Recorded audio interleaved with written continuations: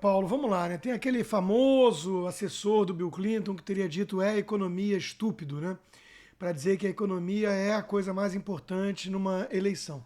Eu não acredito nisso, não concordo, mas eu acho que a situação econômica e a sensação de segurança, de prosperidade na hora do voto, ela tem, assim, a sua influência relevante, ainda mais perante uma classe mais baixa, né?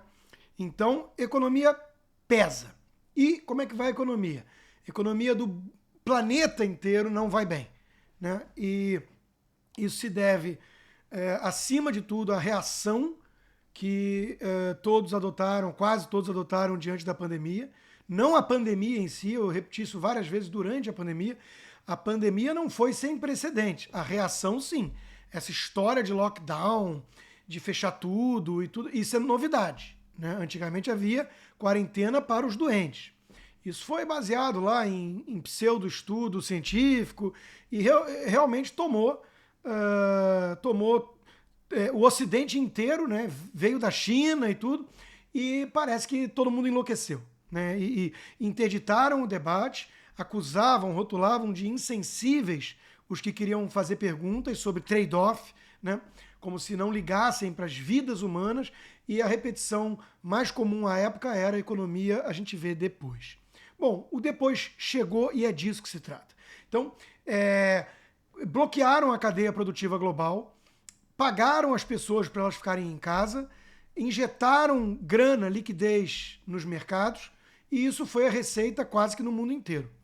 E isso é uma receita estagflacionária, né? Quer dizer, você para a produção de muitas atividades e gera inflação porque tem um choque na curva da oferta e da demanda e como você não aumentou a quantidade de bens e serviços em circulação, mas sim aumentou a quantidade de dinheiro, isso é inflacionário na essência. Então, inflação no Reino Unido quase 10%, a maior em 40 anos. Inflação nos Estados Unidos mais de 8%, a maior em mais de 30 anos. E por aí vai. Não precisamos nem falar da Argentina, que já vinha numa espiral crescente, mas mesmo assim piorou muito na margem, e hoje estamos falando de uma projeção de 70% para a inflação da Argentina nesse ano, ou seja, destruição total, né? E aí a gente vê o Brasil e fala, como é que o Brasil está em termos relativos? Não está tão mal, não está tão mal, nem mesmo em termos de atividade, como em termos de inflação. O Brasil tem uma história de inflação mais elevada, e nós estamos discutindo, como eu acabei de dar os números aqui, patamares semelhantes ao da Europa e dos Estados Unidos. 10%, grosso modo, é mais ou menos isso. Então, não houve nenhuma insanidade cometida pelo governo, pelo Banco Central do Brasil, que agora é independente, uma conquista desse governo, inclusive, né? Houve a necessidade de, numa pandemia em que governadores e prefeitos com aval supremo fecharam tudo, né, de você poder compensar isso de alguma forma, mandando grana para os estados e municípios e aprovando reformas e medidas que, enfim, como o Auxílio Brasil e tudo mais, que colocassem dinheiro na mesa das famílias, né, para virar comida. Senão, teríamos aí uma situação de convulsão social mesmo. Então, o primeiro ponto é esse. É uma crise global, pandêmica, ou principalmente a reação à pandemia que produziu isso, e o Brasil, em termos relativos, não está tão mal na foto, tá? Aí você pega isso e fala assim, tá, esse eleitor médio, mais pobre e ignorante em relação a talvez economia, ele vai compreender isso?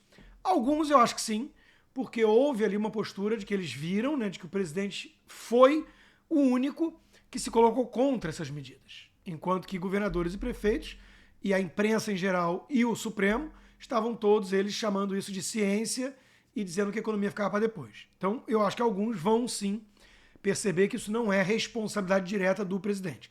Outros, infelizmente, não vão ter essa dimensão da coisa. Não vão ligar lé com cré e estão se sentindo mais inseguros, o emprego piorou, a inflação está corroendo a renda e vão culpar aquele que o governante atual e tentando a reeleição. Ou seja, uma inflação em frangalhos, não é exatamente o quadro, mas uma economia ruim, ela prejudica o incumbente, que está tentando uma reeleição, sempre.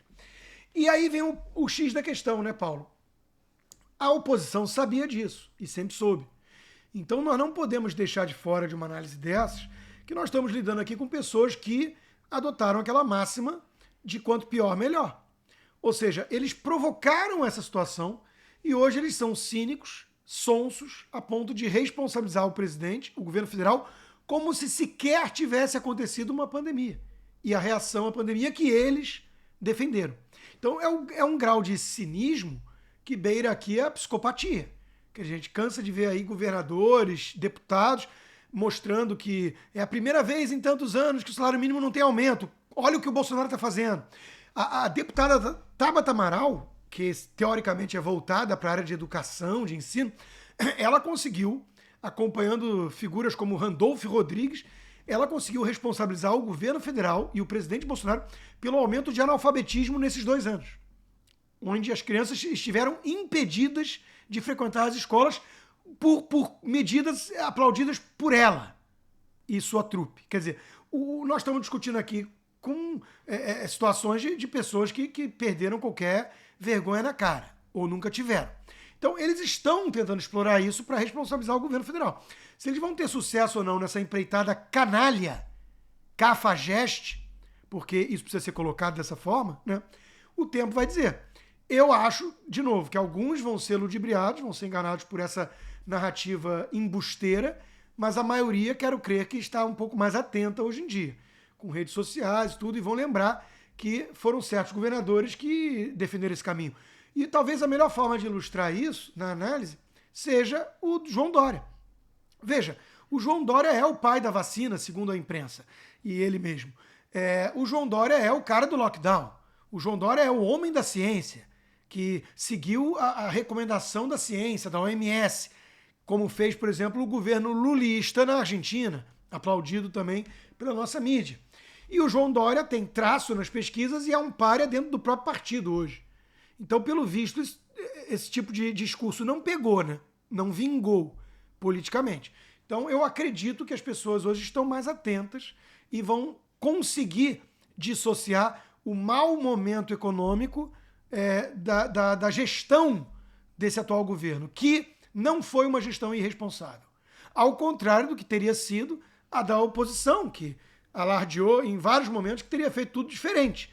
Ou seja, não quer privatizar, não teria um Tarcísio como ministro da infraestrutura atraindo bilhões e bilhões em parceria público-privada, teriam quebrado termômetros de preços e congelado preços e feito adotado medidas populistas, teriam furado o teto desde o começo e sem nenhum compromisso com a austeridade fiscal, nada daquilo que o ministro Paulo Guedes e o presidente Bolsonaro chancelando têm feito. Então, de novo, é um governo que fez uma política econômica boa e que o resultado final, em termos absolutos, não é bom por conta de medidas alheias a eles, fora de seu controle, de governadores e prefeitos com a chancela do STF. Esse é o retrato fiel de uma análise séria, com honestidade intelectual em relação ao que está acontecendo na economia brasileira hoje. Mas, de novo, quando você vê até pseudos liberais como João Amoedo, gente que se vende como séria, né, tentando colar na imagem do presidente Bolsonaro a culpa pela inflação como se não tivesse tido pandemia, ou como se a Alemanha não tivesse recorde de inflação em 40 anos, os Estados Unidos idem, a Inglaterra idem, e a Argentina bem ao lado, que seguiu essas recomendações que a turma queria que o Bolsonaro seguisse, colhendo 70% de inflação, né, como se nada disso estivesse acontecendo, isso aí, de novo, é pura demagogia. A pergunta, então, que está sendo feita para mim, em essência, não é uma de análise, é uma de sociologia.